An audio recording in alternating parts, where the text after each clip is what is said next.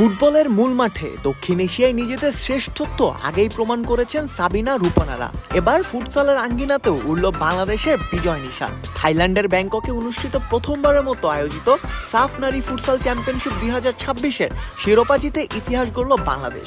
আজ ব্যাংককের নন্থাবুরি স্টেডিয়ামে টুর্নামেন্টের শেষ ম্যাচে মালদ্বীপকে 14-2 গোলের বিশাল ব্যবধানে হারিয়ে অপরাজিত চ্যাম্পিয়ন হওয়ার গৌরব অর্জন করে লাল সবুজের প্রতিনিধিরা। দক্ষিণ এশিয়ায় 7টি দেশ নিয়ে আয়োজিত লিগ পদ্ধতির এই টুর্নামেন্টে 6 ম্যাচে 5 জয় এবং 1 ড্রয়ের সর্বোচ্চ 16 পয়েন্ট নিয়ে শিরোপা নিশ্চিত করেন সাবিনা খাতুন ও সুমাইয়ারা।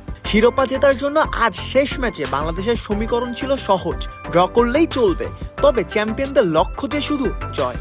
টুর্নামেন্টের শুরু থেকেই দাপট দেখিয়েছে বাংলাদেশ। শক্তিশালী ভারতকে 3-1 গোলে হারিয়ে যাত্রা শুরু। এরপর ভুটানের সাথে 3-3 ড্র। পরবর্তী ম্যাচগুলোতে নেপালকে 3-0, শ্রীলঙ্কাকে 6-2 এবং পাকিস্তানকে 9-1 গোলে উড়িয়ে দিয়ে শিরোপার মঞ্চ প্রস্তুত করে রেখেছিল বাহিনীরা। আজ মালদ্বীপকে হারিয়ে সেই যাত্রার 16 কলা পূর্ণ হলো। 2018 সালে কোচ গোলাম রাব্বানির অধীনে এশিয়ান চ্যাম্পিয়নশিপ দিয়ে নারী ফুটসালে বাংলাদেশের পথ চলা শুরু হয়েছিল। এরপর দীর্ঘ 6 বছর কার্যক্রম বন্ধ থাকার পর গত বছর নতুন করে দল গঠন করে বাফুফে। দীর্ঘ বিরতি কাটিয়ে ফিরেই দক্ষিণ এশিয়ার প্রথম ফুটসাল টুর্নামেন্টে চ্যাম্পিয়ন হয়ে ইতিহাস গড়ল বাংলাদেশের নারী দল।